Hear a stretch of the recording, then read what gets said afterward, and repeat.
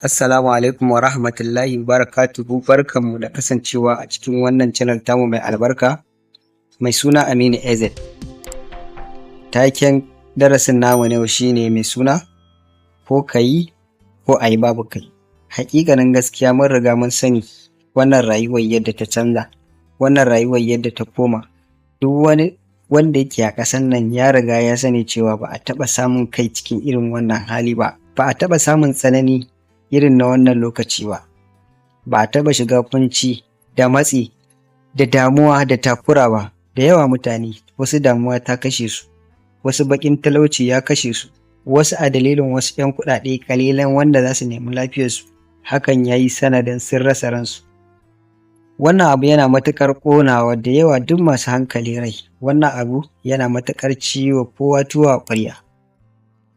A haƙiƙanin gaskiya a wannan rayuwa ya kamata ka tsaya ka yi tunani a kanta sosai. Domin me wannan rayuwa da muke ciki a wannan ƙasa tamu, dole sai da kuɗi za ka rayu. Idan har ba ka da kuɗi a wannan rayuwa to ka riga ka shiga cikin wulaƙanci, damuwa da baƙin ciki ko da yaushe sun aure ka. Domin me harkar ilimi babu wani abu da gwamnati ta ɗauke maka a harkar ilimi. In dai kana son ilimi mai kyau to ka tabbatar da cewa sai ka biya da kuɗi. Idan kana son muhalli, kai ka sani haya ba za ta taɓa ɗaukar ka ba. Duk wanda yake haya kawai akan dole ne. Ba zai yiwu ka dinga tunanin cewa za ka yi aure ka ce wai a gidan haya za ka zauna ba. Ka fara yin ƙoƙarin gidanka na kanka. Kana da buƙatar a ce duk wasu matsaloli idan suka taso maka za ka yi su ba tare da fargaba da tashin hankali ba. Amma da yawa talaka ya shiga cikin masifa ta abincin ma da zai ci yake yi, abin ma da zai samu ya ci a cikinsa shi ne babban abin da ya dame shi. Yanzu ga masifu da suka yi yawa sosai, aurarraki mutuwa suke, ga 'yan mata a zuba a ƙasa, ba a aure su, ba ma a maganar tazawarawa, domin su wa'innan sai wa'innan ma suna tafiya sannan za a yi kansu. Yanzu halin da ake ciki a ƙasar nan ta kai ga cewa da yawa mutane sun haƙura da cin abinci sau biyu a rana, ba ma maganar sau uku ake ba, sau biyun ma an haƙura, wasu ma sau ɗaya, kuma hakan da ƙyar yake samuwa. Magidanta lallai suna cikin matuƙar matsanancin tashin hankali da fargaba da zulumi. Kai yanzu magidanta tabbas galibin su jininsu ya hau sakamakon damuwar da take addaba su. Ga matsin rayuwa, ga matsin gida, ga galibi masu ƙanano'in sana'u, jarinsu baya ɗaukar wani lokaci. Idan ƙaramar sana'a kake kana tunanin yau idan ka siyo kaya gobe ya za ka sake siyowa. Idan ka ci 'yan ribar da ka ci a jiki to in ka saki wannan riba ita za ka sake cikawa ka sake siyo wani. Ta yaya kasuwancin ka zai yi? Da yawa na san mutane masu ƙananan sana'o'i tun yau sun cinye jarin. Da yawa mutane wasu sun zama 'yan maula. A kira wancan a je gun wancan a je gun wancan, ba wai a san ransu ba. Sannan galibi masu halinmu daga ciki su kuma sun ja sun ƙanƙame hannunsu, ba sa son su taimakawa na ƙasa da su ko kuma wa'inda ba su kai ƙarfinsu ba. Da yawa akwai mutanen da wallahi tallahi ba za su iya fitowa su faɗi asalin damuwar da take damunsu ba. Wani ba zai iya tambayar ka ba, wani ba zai iya zuwa ya ce maka wane kaza kaza ba, domin galibi halin mutane yanzu ya zama wani abu. Ka fito ka gaya wa mutum sirrinka, amma maimakon ya taimake ka sai dai ya yaɗa ka ko kuma ya dinga ma dariya ko kuma ya ce ai laifinka ne, kai ne kaza da kaza. Alhalin duk wani abu na rayuwa Allah ya riga ya ƙaddaro maka shi.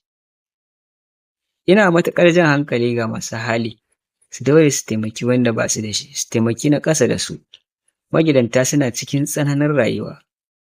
A yanzu babu abin da ya kamata ka yi wanda za ka samu lada sosai sama da ciyarwa. Domin mutane suna cikin tsananin rayuwa. Al'amura sun dagule, tarbiyya ta lalace, da yawa wasu matan akan abinci an je an yi lalata da su. Yaran da suka ɓaci, yaran da suka lalace sanadiyyar talauci da yunwa a gidajensu, Allah ne kaɗai ya san adadinsu. Ya kamata mu dage da addu'a, ya kamata mu ƙara faɗaɗa tunaninmu wajen ta yadda za a yi mu kawo mafita. Lallai na farko mu rage addu'a sosai da sosai, addu'a ta kowace hali, ta kowane yanayi, ta kowace siga. Duk wasu gaɓoɓi da ake ansa addu'a ya kamata ka bincike su, ka san su, ka yawaita yin addu'a a kansu. Sannan ka dinga yin tunanin ta yaya za a yi ka kawo kanka mafita. A wannan rayuwar ya kamata ka tsaya ka yi wa kanka planning. Wannan rayuwar babu wanda zai taimake ka. Kar ka zauna cikin haka. Kuma daman mutanenmu mun riga mun sani, mun ɗau rayuwar da daman can fa ba mu kai mai wannan rayuwar ba. Yanzu muka zo muka kama yin ta. Ka san da baka kai ka sai kaza ba, baka kai sai ka dinga hawa mota ba, babur ya ishe ka, ka je ka sai mota. Baka kai ka gina tafkeken gida, baka gina ɗan madaidaici, ka je ka ɗebo tafkeken gida. Ka zo yanayin abubuwan ma da ake na gidan na yau da kullum ya gagare ka ɗauka. To ka canza rayuwarka, ka yo ƙasa, ka yo ƙasa, ka daidaita rayuwarka. Idan Allah ya za ka yi saman, za ka yi sama. Wannan abu ne wanda ya kamata a ce mun yi tunani sosai a kansa. Abubuwa da yawa kullum ƙara jagulewa suke a ƙasar nan. Babu wani abu da gwamnati ta ɗauka take maka a kyauta. Komai sai kana da kuɗi. Duk abin da kake so ingantacce a ƙasar nan to sai kana da kuɗi. Kama daga kan ilimi, lafiya, ruwan sha, wutar lantarki, hanyoyi da shauran duk wasu abubuwa na rayuwa dole sai kana da kuɗi. Idan kana so ɗanka a yanzu ya karatu, to dole sai ka tara kuɗi, sai ka nemi kuɗi. Kaga kenan dole ka tsaya kai lissafi, ka sassauta rayuwarka, ka daidaita rayuwarka, ka yi abubuwa wanda ka san cewar za su ciyar da kai a gaba a rayuwa. Komai yanzu ya riga ya canza, ba irin na da ake yi. To kai ma tunaninka tabbas dole ya canza. Tabbas dole ka canza. Idan har baka canza ba, tabbas ka zama sori. Na gode. Sunana Aminu Zakariya, wanda aka fi sani da Aminu AZ. Ku danna mana alamar subscribing, ku share.